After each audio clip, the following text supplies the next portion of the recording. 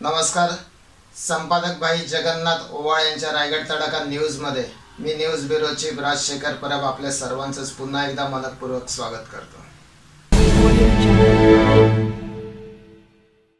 तारीख होती 13 डिसेंबर 2001.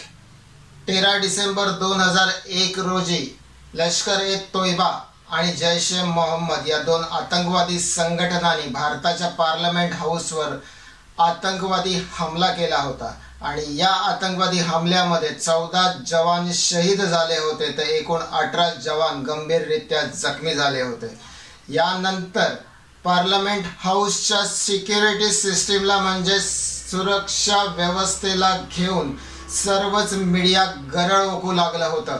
अनेक वृत्तवाहिन्यांनी या विषयाला भांडवल करत अनेक मोठे मुद्दे देखील मांडले होते.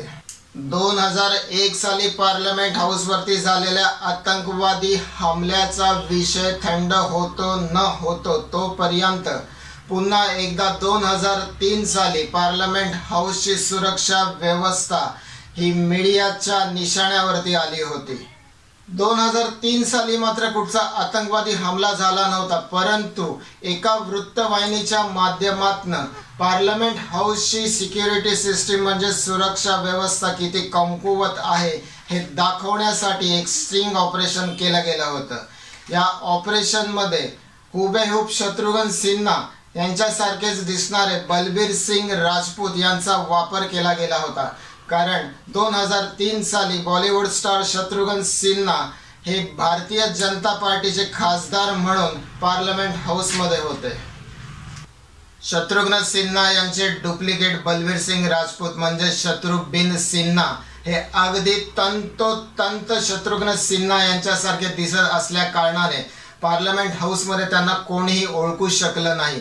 तब्बल पार्लमेंट हाऊसमध्ये 1.5 तास व्यतीत केल्यानंतर बलबीर सिंग राजपूत हे पार्लमेंट हाऊसमधनं बाहेर निघाले आणि त्या संध्याकाळी आज तक न्यूज चॅनलने पहिली न्यूज फ्लॅश केली आणि त्यानंतर पार्लमेंट हाऊसचे सिक्युरिटी सिस्टीम ही पुन्हा एकदा मीडियाच्या चर्चेमध्ये आली.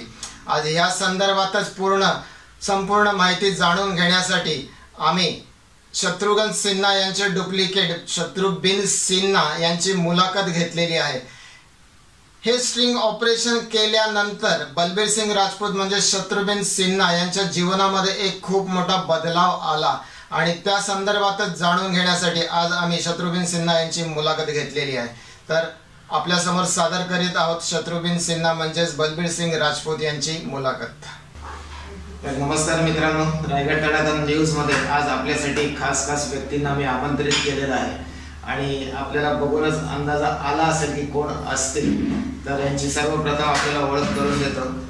यांचं नाव है शत्रुघ्न सिन्हा. तो शत्रुघ्न सिन्हा, आपका रायगड तडाखा न्यूज में बहुत बहुत स्वागत है. प्रणाम सर, प्रणाम. और काफ़ी दिनों से एक्चुअली आपका इंटरव्यू जो रुका हुआ था, पिछले कई महीनों से आप चल रहे थे कि इंटरव्यू करना है जी.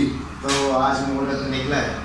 सर, सबसे पहले हमारे दर्शकों को आपके बारे में कुछ खास बातें मैं बताना चाहता हूँ, पूछना चाहता हूँ आपके माध्यम से कि आप शत्रुघ्न सिन्हा जैसे दिखते हो, आप शत्रुघ्न सिन्हा जैसे लगते हो. इस बात का सबसे पहले एहसास आपको किसने दिलाया और कब हुआ? मैं सबसे पहले तड़ाका चैनल का बहुत आभारी हूँ कि जिन्होंने आज मुझे पूरे रायगढ़ जिला में बहुत बड़ी मुझ पर रोशनी डाली और तमाम लोगों तक मुझे दिखाने की कोशिश कर रहे थे.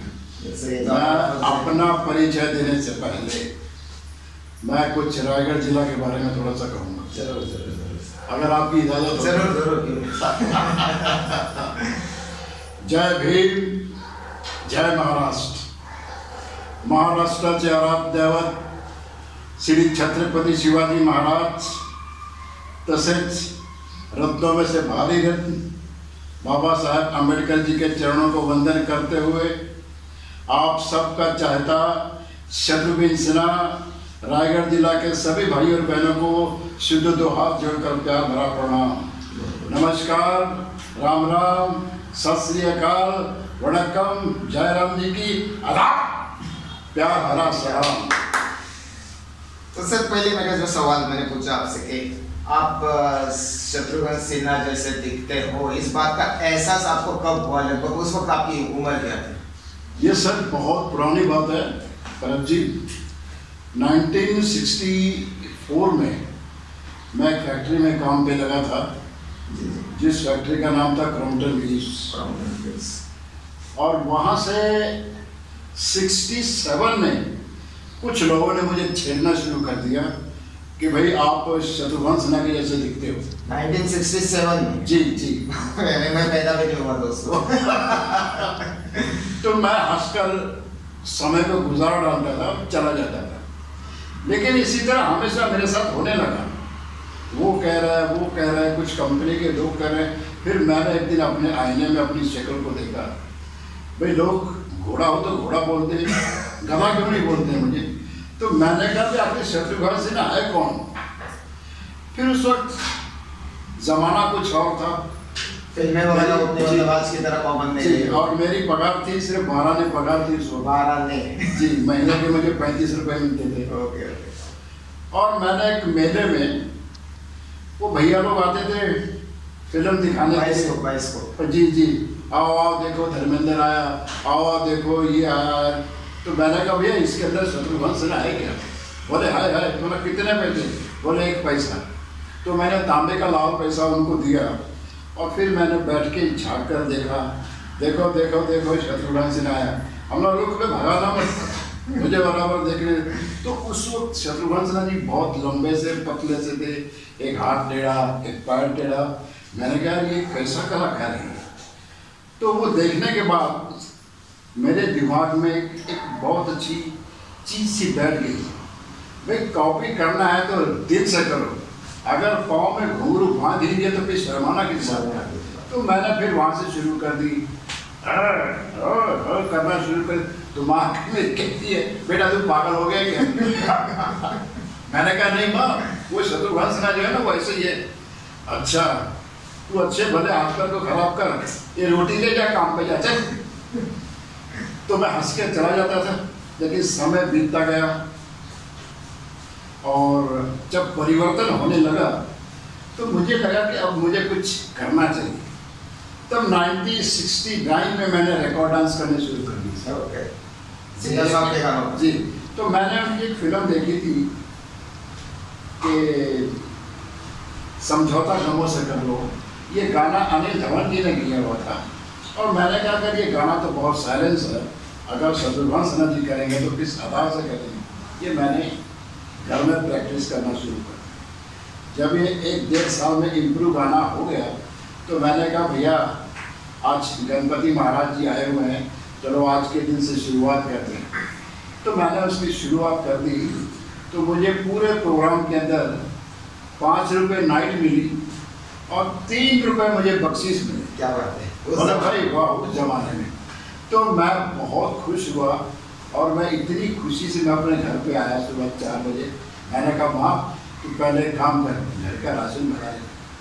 तो उस वक्त 3-4 रुपये में राशन भर जाता था। तो माँ मेरी बहुत खुश हुई। तो कम से कम 10 दिन मैंने वो शुरू कर दिया सिलसिला। करते करते मुझे फिर एक दिन ऑर्केस्ट्रा वाले मिल गए और फिर करते करते करते करते करते करते करते करते मेरी मेहनत लहराती गई, इम्प्रूव होता गया। तो 1973 में मेरी मुलाकात स्वर्गीय आलिया जौहर साहब से। जी जी। और उसके बाद में फिर उन्होंने मुझे देखा और मुझे बुलाया, भाई आप फिल्म में काम करोगे? बुलाया तेरी कहाँ से कहाँ ये फिल्म की बात आ गई। जी जी। मैंने कहा यार भगवान जब देता तो छप्पड़ फाड़ के देता है। मैंने कहा कि मैं करूँगा। तो वो अपने घर ले गए। उन्होंने चाय वाय पिलाई, बोले मैं एक फिल्म बना रहा हूँ, जिस फिल्म का नाम है नसबंदी और आपको उसमें विलन का रोल करना है। मैंने कहा ठीक है कुछ भी करवाइए। तो उन्होंने मुझे उस वक्त 600 रुपये निकाल कर दिए। वो 100 रुपये का बड़ा नोट, वो 600 रुपये दे के मेरा बदन हिलने लग गया। अरे बाप बाप बाप इतने रुपये! अरे मैं घर लेके जाऊँगा तो मेरी माँ मारेगी, कहाँ से लेके आया इतने? लेकिन वो हिम्मत करके मैं घर पर आया, महात्मा जी की झोली में डाले। पिताजी को बताया, बहुत खुश हुए। मैंने कहा वाइए जुगर साहब ने मुझे दिया उनकी फिल्म में काम करना। बोले अच्छा, मैंने कहा जी। तब सर 1978 में वो फिल्म शुरू हुई और 2 महीने में फिल्म कंप्लीट होकर पूरे देश में लग गई। तब उन्होंने मुझे नाम दिया कि आज से आपका नाम शत्रुघ्न सिन्हा रहेगा। तो वो फिल्म इतनी चली साहब कि भगवान ने इतनी पब्लिसिटी मुझे दी, इतनी मुझे टीआरपी मिली, बहुत ढेर सारी फिल्में मिली, मुझे बहुत सारे शो मिले। तब से मुझे एहसास हुआ कि इसी का नाम है शत्रुघ्न सिन्हा। जैसे कहते हैं अरे पाप खुदा कौन कहता कि करता है अपन, शत्रुघ्न सिन्हा जी के नाम पे पूरे देश विदेशों में बड़ी मौज करता है। क्या बात है जी। तो सर आपका एक्चुअली मतलब जन्म जो है कहाँ, मुंबई में हुआ या फिर पंजाब में? मेरा जन्म वाघा बॉर्डर पे हुआ सर। वाघा बॉर्डर। हमारे पिताजी कहते थे हम पाकिस्तान से आ गए थे, वहाँ 1935 में मेरा जन्म हुआ और वहाँ से फिर पंजाब में थोड़ा रह रुक कर यहाँ हुआ। तो 49 में मेरे पिताजी मुझे मुंबई शहर में जी, मैं तब से मुंबई में ही हूँ और आज मेरी उम्र कम से कम 87 के आसपास। जी। लगता नहीं है बस ऊपर वाले की बहुत मेहरबानी, मेरे परिवार की बड़ी मेहरबानी, मुझ पर, मेरे दोस्तों का। तो सर बॉलीवुड में एक्चुअल मतलब शत्रुघ्न सिन्हा के डमी के हिसाब से आपने कभी काम किया कि वो शूटिंग पे आ नहीं पाए तो चलो आपको बुला गया उनकी जगह पर? नहीं, ऐसा तो अक्सर मुझे काम मिला नहीं, लेकिन छोटे प्रोड्यूसरों ने, छोटे डायरेक्टरों ने कोशिश की कि शत्रुघ्न सिन्हा कहाँ मिलेगा। उस जमाने में मोबाइल नहीं थे, टेलीफोन नहीं थे, तो होते तो किसी पैसे वाले के घर में। तो मैं कहता था भाई जिसको भी मेरी ज़रूरत है तो मेरी क्रॉम्पटन व्यूज़ कंपनी है गांधीनगर में, वहाँ आ जाए ना, वहाँ मुझे मुझसे मिल लेना और मुझसे बात कर लेना, बस वहीं से मेरा कॉन्टैक्ट हो गया। तो सर इसके अलावा भी बॉलीवुड के जितने सितारे हैं बड़े बड़े उस वक्त उस जमाने के जो हैं, उनके साथ भी आपको काम करने का मौका मिला? मैंने बहुत कलाकारों के साथ काम किया, लेकिन मैंने अपने आप को आज तक कलाकार समझा ही नहीं। ये आपका बड़ा लोग कहते हैं कि भाई आप शत्रुघ्न सिन्हा देखते हो, शत्रुघ्न सिन्हा देखते हो, वैसे बोलते हो, वैसे चलते हो। मैंने कभी इतना केयर नहीं किया सर। मैंने कहा ठीक है, मैं मेरा काम कर रहा हूँ, मेहनत कर रहा हूँ, बाकी जो मेरा मुकद्दर है मुझे मिलता है, मैं अपना कुछ नहीं पाऊँ। लेकिन मैंने शुरू से ही पृथ्वीराज कपूर जी से लेकर राज कपूर जी की बर्थडे पे वहाँ पे प्रोग्राम होते थे। सुनीता साहब के मुझे 1964 में मुझे जीनोदो का अवार्ड मिला था, उनके घर पे शो हुए थे। हमारी धामरा टीम थी बहुत बड़ी जी, 6 लड़कियों की टीम थी। राजेंद्र कुमार जी, जीवन साहब, टुनटुन, प्राण साहब, बलराज साहनी, परसी साहनी और अब बहुत पुराने लोग जितने थे, सुंदर साहब थे, टुनटुन जी थी। टुनटुन के साथ भी आपने काम किया? तो सर मैंने सुना है टुनटुन जो थे एक्चुअली वाकई में सिंगर थे, वो प्लेबैक सिंगर बन गए। सिंगर जी बहुत अच्छी, कलाकार भी बहुत अच्छी थी। नसबंदी में तो मेरे उनके साथ बहुत अच्छे शॉट एंड ट्रेन किए, बहुत मुझे सहयोग दिया था उन्होंने। जीवन साहब ने बहुत अच्छा सहयोग किया था। नरेंद्र कुमार जी ने मुझे, फिर उसके बाद में मैंने कच्चे हीरे फिल्म की, फिरोज खान साहब, डैनी, रीना रॉय, शक्ति कपूर जी मेरे साथ में। मतलब कि मुझे कुछ मैंने सोचा भी नहीं था कि भी मुझे इतने कलाकारों के साथ काम मिलेगा, लेकिन मोबाइल नहीं थे, कुछ नहीं था, कुछ हमने रिकॉर्ड रख नहीं पाए। बस आजकल तो जिसको देखो भी लोग, मतलब आपकी जो ओल्ड मेमोरीज है वो आप सेव नहीं कर पाए क्योंकि उस टाइम पे जो टेक्नोलॉजी थी, अगर ब्लैक एंड व्हाइट फोटोज कुछ थे वो भी मतलब एक टाइम ड्यूरेशन के बाद खराब हो जाते हैं। एक फोटो लेने के लिए फोटोग्राफर की डिमांड अमिताभ बच्चन से कम नहीं थी। पहले उनको 300 रुपये दो और 15 दिन के बाद वो ब्लैक एंड व्हाइट फोटो मिलती थी देखने के लिए कि ये मैं हूँ। वो समय था सर, लेकिन फिर भी भगवान की बहुत दया रही है, बहुत अच्छा नाम रहा है कि इस लाइन के अंदर नाम मिलना, काम मिलना, शोहरत मिलना सबका नसीब नहीं, लेकिन भगवान ने मुझे सब कुछ दिया। चलो ये तो एक बात हो गई कि आप शत्रुघ्न सिन्हा जैसे दिखते हो और उसमें कोई डाउट नहीं, हूबहू दिखते हो, लेकिन इसके अलावा भी तो कोई एक्टर रहेगा जिसके आप फैन हैं? नहीं, मैं किसी का फैन नहीं, मैं किसी का भी नहीं। मतलब कोई एक्टर ने आपको इंस्पायर नहीं? मैं शत्रुघ्न सिन्हा जी का भी फैन नहीं। ये तो कुदरत की देन है। बस मैं जो कुछ भी मैंने सिर्फ सीखा है कि जो कुछ भी करना अपने बलबूते पे करो, अपने कंधे पे करो, अपनी मेहनत करो, ताकि इतनी मेहनत करो कि लोग मेरे साथ फोटो खिंचवाएं। मैं उनके साथ ये मैंने काम किया और मुझे हासिल भी हुआ कि मैं आज तक कभी किसी एक्टर के साथ फोटो नहीं खिंचवाया। जितना खिंचवानी हो मेरे साथ खिंचवाओ, वरना खामोश। तो सर आपकी वाकई में शत्रु साहब के साथ कभी उठना बैठना हो, कितनी बार मुलाकात हुई? मेरी शत्रुघ्न सिन्हा के साथ बड़ी अच्छा उठना बैठना हुआ, बड़े अच्छे उन्होंने इज्जत दी, मुझे बहुत प्यार दिया। मेरी पूरी फैमिली को अपने घर बुलाया, हमने बैठ के चाय पकौड़े खाए। उस वक्त सोनाक्षी बहुत छोटी सी थी, सोनाक्षी, और वो दोनों बच्चे भी बहुत छोटे थे। तब शत्रुघ्न सिन्हा से मैं 2-3 बार मैंने कहा सर आज आपका बर्थडे है, मैं आऊँ क्या? बोला नहीं इस साल नहीं, अगले साल आना। फिर मैंने अगले साल पूछा सर, तो बस यूँ प्यार मिलता था, लेकिन उन्होंने कभी नज़दीक लाने की कोशिश नहीं की। फिर मैंने सोचा यार घोड़े के पीछे बड़े के आगे कभी कुछ हो सकता है, खामोश रहो, अपना काम करते रहो। लेकिन मुझे एक मौका मिला। अब धर्मेंद्र साहब की एक फिल्म थी, थर्ड फिल्म बनी थी पगला कमला दीवाना, उसमें शत्रुघ्न सिन्हा जज बने हुए थे, जज बने थे। लेकिन वहाँ कुछ पता चला कि भाई शत्रुघ्न सिन्हा जी ने खुद कहा कि भाई वो को बुला कर बाकी काम करवा लो। उस वक्त मैंने उनकी जमीन का काम मैंने 2 दिन मैंने फिल्म सिटी में काम किया, वो काम पूरा किया। जी जी सर, इसके अलावा कोई आपकी ज़िंदगी का ऐसा खास किस्सा जो आपके दिलो दिमाग पर छप गया हो? सर मेरी ज़िंदगी में तो इतने किस्से कि मैं सारी रात सुनाता हूँ तो पूरे नहीं हो पाए। कि शत्रुघ्न सिन्हा जी की शक्ल, हालांकि शत्रुघ्न सिन्हा जी मुझसे उम्र में बहुत छोटे हैं, मैं उनसे 8-9 साल बड़ा हूँ, लेकिन मेरी शक्ल उनके साथ मिलती है, जो उनकी शक्ल मेरे साथ मिलती है, ये तो ऊपर वाले की तरफ है। लेकिन मेरे साथ तो वो हादसे हुए सर कि मैं क्या बताऊँ, मैं कुछ बोल ही नहीं सकता। लोग मुझे तो पहली बात तो पहचान नहीं पाते, लोग फंस जाते थे। लोग अच्छे से एक्टर फंस गए, अच्छे अच्छे मिनिस्टर फंस गए, अच्छे अच्छे पुलिस वाले फंस गए, अच्छे अच्छे लोग शत्रु साहब वाले। जब मैं उनको बताता कि भाई मैं वो नहीं हूँ, मैं हूँ, तब वो बहुत हैरान हो गया, भाई आपकी शक्ल तो इतनी मिलती। मैंने कहा सर ऊपर वाले की। सर वो किस्सा मुझे अभी याद है कि मेरी उम्र उस वक्त मेरे ख्याल से मैं 23-24 साल का रहा होगा जी, और आज तक चैनल पर मैंने देखा था जी कि आप Shatrughan Sinha I think so वो टाइम पे बीजेपी के एक मेंबर ऑफ द पार्लियामेंट थे जी। और उससे पहले 2001 साल में पार्लियामेंट पर टेररिस्ट अटैक हुआ था जी। और वो जो सिक्योरिटी है पार्लियामेंट की कितनी कमज़ोर है, इसका एहसास दिलाने के लिए आप शत्रुघ्न सिन्हा बनकर पार्लियामेंट में आपने एंट्री की थी और वो मतलब एक तहलका मच गया था शाम को न्यूज़ चैनल पर। देखिए आप बोल रहे हो और मेरे रोंगटे खड़े हो गए। देखिए कुछ पाने के लिए कभी कभी कुछ जिंदगी में झेलना भी पड़ता है।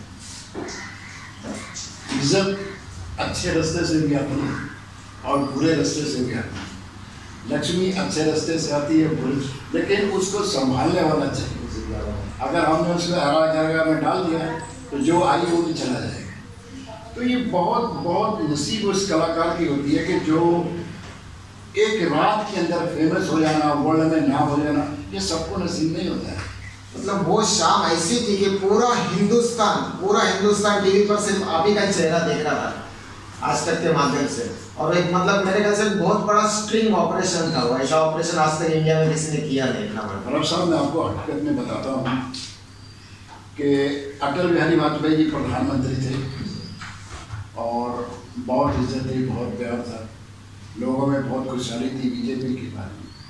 शत्रुघ्न सिन्हा जी दमदार थे उस वक्त, उन्होंने मेहनत करके बीजेपी को बहुत स्ट्रॉन्ग बनाया और उनकी वजह से मुझे भी राजनेताओं की तरफ से बहुत काम मिलता था। मैं बहुत घुमा हूँ सही कृष्णा में, हेलीकॉप्टरों में, हवाई जहाज़ों में, कारों में, मैंने बहुत मजे किए।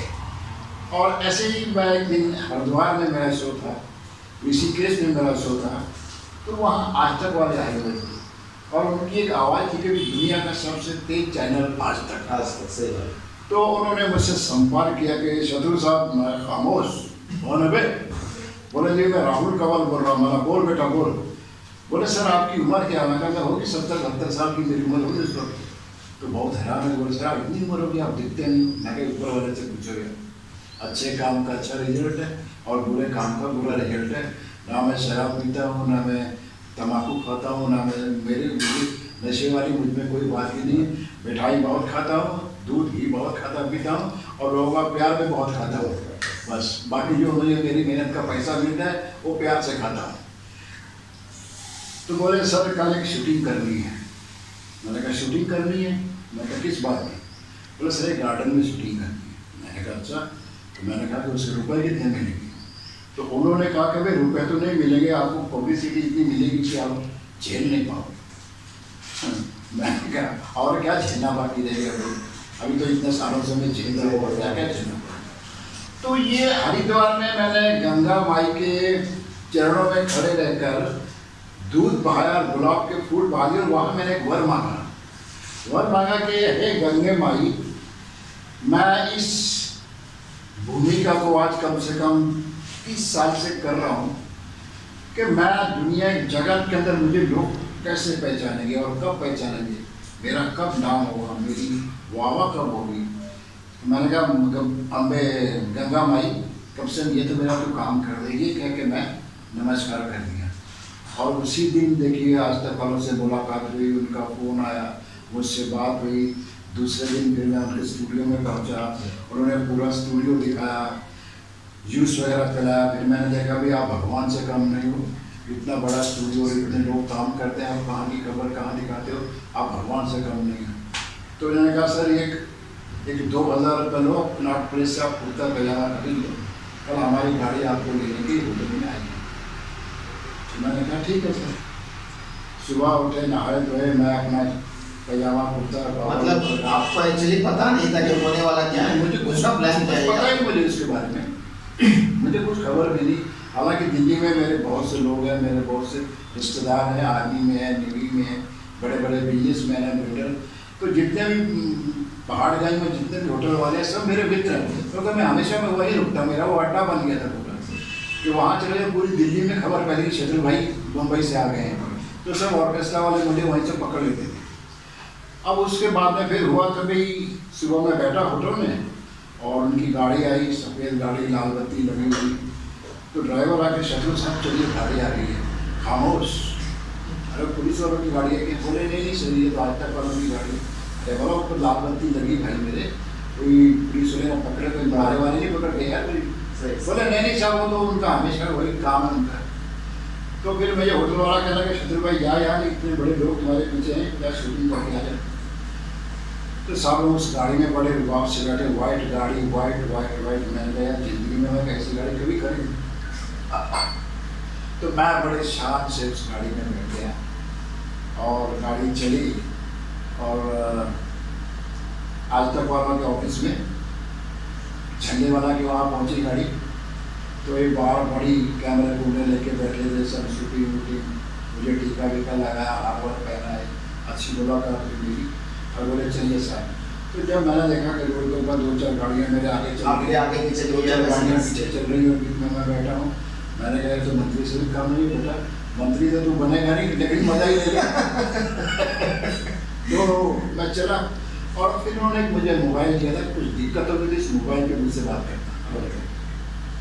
तो जब गाड़ी चली तो एक सर्कल पे आके गाड़ी रुक गई और बाकी की सब गाड़ियाँ चली गई। बोले शत्रु साहब आपने यहाँ उतरना है और आपके उतरने का स्टाइल, चलने का स्टाइल इतना खतरनाक है कि आपको कोई पकड़ नहीं पाएगा, आप चुपचाप चले जाना अंदर गार्डन के अंदर। मैंने कहा ठीक है सर। मैं अपने बड़े अंदाज से उतरा, लात से दरवाज़ा बंद किया गाड़ी का और मोबाइल पर फ़ोन लगा और मैं निकल पड़ा। बात करने लगा, मैं बात करते करते एक सिक्योरिटी वाला भाग कर आया, शत्रु साहब गुड मॉर्निंग। मैंने कहा खामोश, फ़ोन पे बात कर रहा हूँ, और क्या बात है, आपने बात कर लिया। ठीक है, चला गया और मैं अपना अंदर चला गया। तो जैसे ही दूरी पर गया देखा तो महात्मा गांधी की मार्बल की तस्वीरें बहुत बड़ी है, समाधि बनाई हुई थी। वो देखने के बाद मुझे लगा कि ये तो पार्लियामेंट हाउस है, क्योंकि अपने घर में हम टीवी पे देखते हैं कभी कभी। तो मैंने कहा ये तो बोले थे गार्डन में जाना है, तो पार्लियामेंट हाउस लग रहा है मुझे। मतलब आपको गुमराह करके ऐसा किया। जब मैंने यहाँ वहाँ नजर मारी तो सब कोई वहाँ खड़ा है स्टेन गन लेके, कोई वहाँ खड़ा है स्टेन गन लेके, सामने गाड़ियाँ खड़ी हैं स्टेन गन लेके, ब्लैक कैट, मिलिट्री, पुलिस, बड़ा। अरे मैंने यार अगर मैं यहाँ से भागूँ तो भी लफड़ा हो जाएगा, पीछे भागूँ तो भी लफड़ा हो जाएगा। मैं तो कुत्ते की मौत मर जाऊंगा यार, इन लोगों ने क्या किया मेरे साथ। लेकिन फिर मैंने वहाँ पर इस शत्रुघ्न सिन्हा की जय हो, आज मेरा आखिरी एग्जाम फिर नहीं तो पास। उस समय मैं फिर भगवान का नाम लेके चला और पार्लियामेंट हाउस के सामने आ गया। मैं वहाँ अपना खड़ा के मोबाइल पे बात, तो वहाँ तमाम मीडिया भाग कर आया, सब लोगों ने कैमरे लगा दिए और मेरे से मुलाकात करने वगैरह शुरू कर दी। गाड़ियाँ आ रही हैं, कोई कुछ कह रहा है, मैंने कहा आप चलिए मैं आ रहा, आप चलिए मैं आ रहा। तो ये कहते हुए मैं सब वहाँ घुमा फिरा, मेरे फोटो काफी थे। वहाँ से फिर मैंने सांस ली और आहिस्ता आहिस्ता फिर मैंने दूसरे दरवाजे पर निकलना शुरू कर दिया। पर जैसे मैं वहाँ गया और जैसे मैं गेट से निकला कि सिक्योरिटी ने मुझे सल्यूट मारी और मैं बाहर निकला और धड़क से वो 4-5 गाड़ियाँ आ गई और मुझे उठा के गाड़ी में डाल दिया और बोले अभी एक जगह पर और जाना है जहाँ पे मनमोहन सिंह जी का ऑफिस है, शत्रुघ्न सिन्हा जी का ऑफिस है। मैंने कहा अभी कहाँ जाना भाई? बोला बैठिए तो मैं कुछ डरा नहीं। मैंने कहा चलो जो होगा देखा जाए। अब वहाँ गए, जैसे इसका गाड़ी मेरी वहाँ पहुँची और black cap, military, army, police, जैसे उन्होंने मुझे देखा मुझे एक ही सैल्यूट आई। अरे शत्रुघ्न सिन्हा जी सुबह सुबह क्यों आ गए? सब खड़े हो गए। गाड़ी मेरे अंदर गई और मैं उतरा और इतने में कैमरामैन मेरे पीछे पीछे भागा और लिफ्ट में गया और लिफ्ट में 2-4 सिक्योरिटी वाले बैठे थे। तो तम्बाकू बच रहे थे। आप लिफ्ट से जा रहे थे, सब कमांडोज भी आपके साथ? हाँ, नहीं कैमरामैन मेरे साथ और पीछे था, बाकी तो सब खड़े थे, वो लोग खड़े थे। उसके बाद में फिर मैं जैसे गया मुझे देखकर खड़े हुए और कुछ सिगरेट पी रहे, तम्बाकू घस रहे, फेंक दिया। अब सलूट मारा, मैं लिफ्ट के अंदर घुसा, बटन दबाया तो शत्रुघ्न सिन्हा जी का ऑफिस 2nd फ्लोर पे था और मैं टॉप पे चला गया। वहाँ पर फिर उनका मुझे फ़ोन आता कि शत्रु जी 2nd फ्लोर पे जाइए। मैंने कहा खामोश। तो वहाँ गोल गोल सीढ़ियाँ थी। मैंने कहा अब मैं सीढ़ियों से आराम से उतरता हूँ, उतना लेंथ बढ़ेगा, वीडियो बड़ा बनेगा, लोग मुझे देखेंगे और मेरी रोजी रोटी अच्छी चलेगी।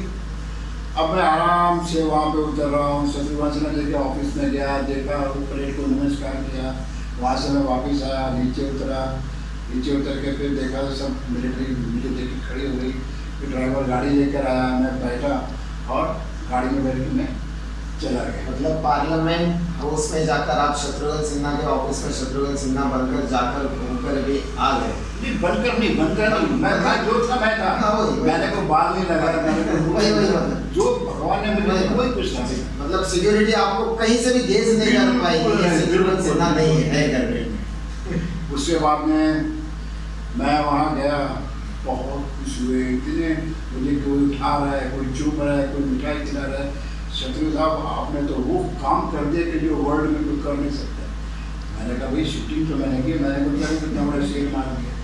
अब मुझे क्या दोगे? जाने की हवाई जहाज की टिकट दोगे? केवल मैं मेरे घर को जाऊँ, कल अपने घर में बैठ के देखूँगा मैं। बोला नहीं साहब जाना नहीं, अभी आपको होटल में रुकना है, परसों हम भेजेंगे आपको। सब जैसे शाम के 8 बजे और देखा टीवी के ऊपर तो क्या हंगामा। 2001 में जो 4 आतंकवाद घुसे थे, 9 लोग शहीद हुए थे, वो दिखा रहे हैं। हमारा शत्रु, आज तक का शत्रु, देश की सिक्योरिटी कितनी लैब्स है, 100 कोटी का सामान देश की सुरक्षा के लिए मंगाया गया। ये लोग क्या कर रहे हैं, सरकार क्या कर रही है? तो ये बहुत जड़ी इतना बड़ा हंगामा हो गया था कि उस गली के अंदर मैं जिस होटल में रुका था वहाँ ढोल बजने लगे। अरे बोले यार तुझे हद कर दी थी यार, कमाल कर दी थी, चले पकड़े नहीं, कुछ नहीं यार तू तो सरकार का नाम। वाकई में लेकिन ये जो स्ट्रिंग ऑपरेशन जिसमें बोले आपकी इन्वॉल्वमेंट थी, ये मेरे ख्याल से आज तक का सबसे बड़ा, आज तक का मतलब आज तक चैनल का नहीं, मैं आज तक जितने भी स्ट्रिंग ऑपरेशंस हुए उसका एक बहुत ही बेमिसाल ऐसा एक उदाहरण है ये कि इतना बड़ा स्ट्रिंग ऑपरेशन, मतलब इतनी बड़ी सिक्योरिटी को तोड़कर अंदर जाना, 1-1.5 घंटे का वक्त अंदर बिताना और कोई भी आपको गेज नहीं पा रहा। वाकई मतलब ये एक सिक्योरिटी सिस्टम के मुंह पर एक तमाचा, एक बहुत बड़ा तमाचा। आपके माध्यम से मतलब एक उनको एक चीज़ का पता तो चला कि अपनी सिक्योरिटी कितनी कमज़ोर है और किस तरह से मतलब अगर कोई हमशक्ल आकर एक मतलब अगर मान लीजिए आप तो एक अच्छा इंसान है, आपने उस चीज़ का कभी गैर फायदा नहीं उठाया, लेकिन ऐसे आपकी शक्ल अगर पाकिस्तान में अगर कोई इंसान होता तो डेफिनेटली उस दिन बहुत बड़ा कांड हो जाता। बहुत पता नहीं कितने कितने लोग शहीद हो जाए, कितने लोग शहीद हो तो जाए। आज मैं रंगमंच के ऊपर कहता हूँ ना सर कि मैंने अपने देश के हित के लिए अपनी जान हथेली पर रखकर अपनी सरकार को जागृत किया है। अपने देश की जितनी खुफिया एजेंसी है सबको मैंने जागृत किया है कि अगर अटल बिहारी भाई वाजपेयी जी का मुखड़ा लगाकर, प्रमोद महाजन का मुखड़ा लगाकर, बहन जी सुषमा स्वराज का मुखड़ा लगाकर, शत्रुघ्न सिन्हा जी का मुखड़ा लगाकर अगर आतंकवाद उस पार्लियामेंट हाउस के अंदर घुस जाता तो अब की बार कितने लोग शहीद हो जाते। तो मैंने जो इतना बड़ा काम मैंने जो कला के माध्यम से किया सर, मुझे लगा सरकार बहुत खुश होगी, मुझे अच्छा इनाम मिलेगा, लेकिन मुझे मिला क्या? मैंने सुना कि आपके ऊपर केस हो गए, उसके बाद आपके ऊपर मुकदमा चला और वो मुकदमा मेरे ख्याल से 15 साल तक वो मुकदमा चल रहा है। 20 साल हो गए सर, मुकदमा भी डब्बे में पड़ा है, अभी नहीं चल रहा है, अभी नील नहीं हो पाया। मुझे बहुत हैरान किया, मैं बहुत रोया। मेरे घर में पूरा मीडिया आके बैठ गया मुंबई में, लेकिन मुंबई शहर से मेरी इतनी अच्छी इमिग्रेशन रिपोर्ट गई दिल्ली वालों की पुलिस के पास कि फिर उन्होंने मुझसे पूछा भाई आपने कभी लाइफ में झगड़ा किया नहीं? मैंने कहा भी मैंने तो नौकरी की है और अपने घर में एक टूटा हुआ आईना था, बस वो शत्रुघ्न सिन्हा जी को देखकर मैंने तो मेहनत की है, मैंने कोई बुरा काम नहीं रखा मैंने कोई। तो वो सर वो वक्त आता है तो मैं कभी कभी सोचता हूँ कि अच्छा बनने के लिए, अच्छा नाम पाने के लिए भगवान ने मेरे को भजन में लिखा था कि बेटा तुझे सब चाहिए। तो मुझे लगा कि जिंदगी में सब एक्टर की कॉपी करो मगर शत्रुघ्न सिन्हा की कॉपी।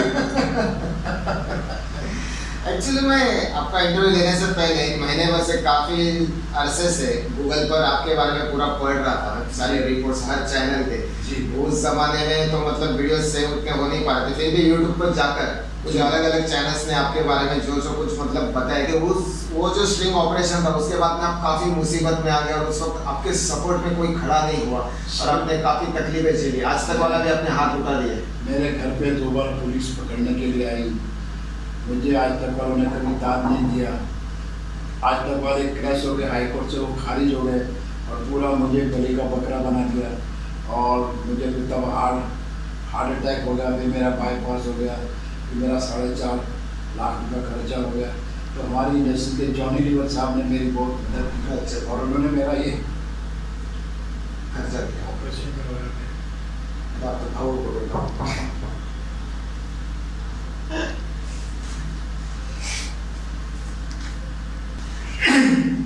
सर थोडेसे भावूक झाले कारण ॲक्च्युली त्यांच्यावरती जो प्रसंग ओढवला आज तक चॅनलने त्यांचा फक्त त्या माध्यमातून एक वापर करून घेतला आणि त्याच्यानंतर त्यांच्यावरती जेव्हा मुकदमे चालले, त्यांच्यावरती केसेस चालल्या, त्यावेळेला मात्र त्यांच्या बाजूने कोणी उभं राहिलं नाही। 15 वर्ष साधारण 70-75 वर्षाच्या माणसावरती जेव्हा अशी मोठी केस दाखल होते आणि त्यावेळेला त्याच्या सपोर्टला जेव्हा कोणी उभं नसेल, सर म्हणाले की त्यावेळेला फिल्म इंडस्ट्रीतले आपले कॉमेडियन जॉनी लिव्हर मात्र त्यांच्या बाजूने थोडंसं त्यांना सपोर्ट केला आणि ही गोष्ट वाखाणण्यासारखी आहे की एखादं स्ट्रिंग ऑपरेशन करून घेण्यासाठी एखाद्या व्यक्तीचा फक्त वापर करणं आणि सोडून देणं।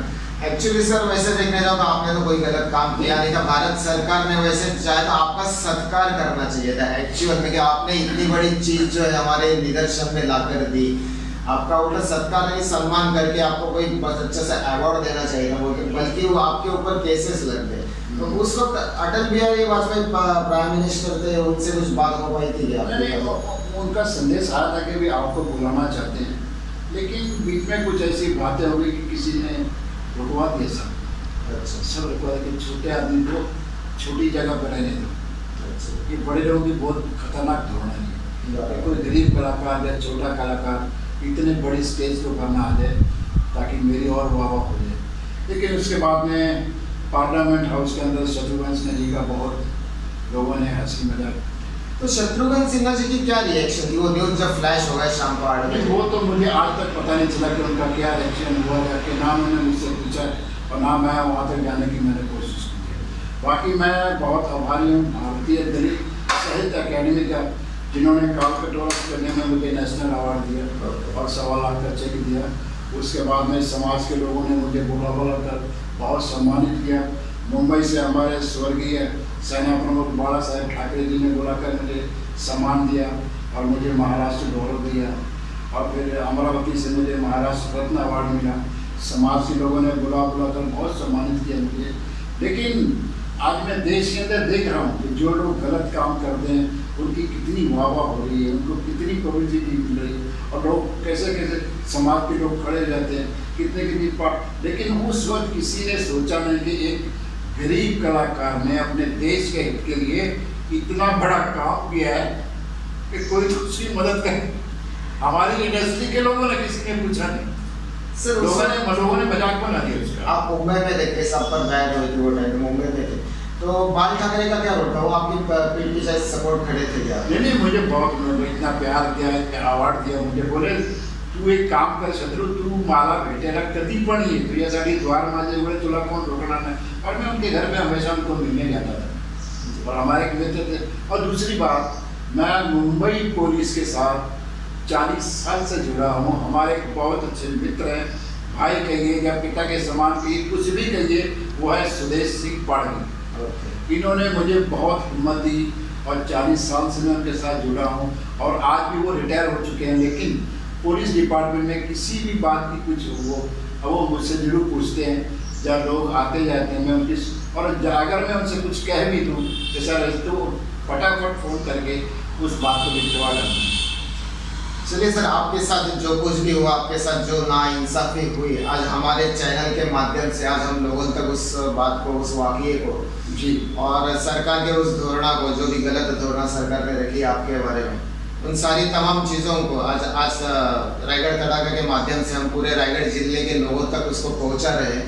और उम्मीद करते हैं कि इसके आगे चलकर आपके साथ इंसाफ हो या सरकार के हाथ से जो कुछ भी गलत हुआ हो उसका एहसास बीजेपी सरकार को हो। आज भी बीजेपी सरकार है केंद्र में, उस वक्त भी थी, तो हो सकता है हमारे चैनल के माध्यम से कहीं आपको इंसाफ मिल जाए, यही हमारी कोशिश थी। और आज आपने हमें आपका जो कीमती वक्त दिया है उसके लिए रायगढ़ तड़ाका की तरफ से, संपादक भाई जगन्नाथ जी ओवाड़ की तरफ से और रायगढ़ जिले के तमाम सभी नागरिकों की तरफ से आपका बहुत बहुत धन्यवाद करता हूँ।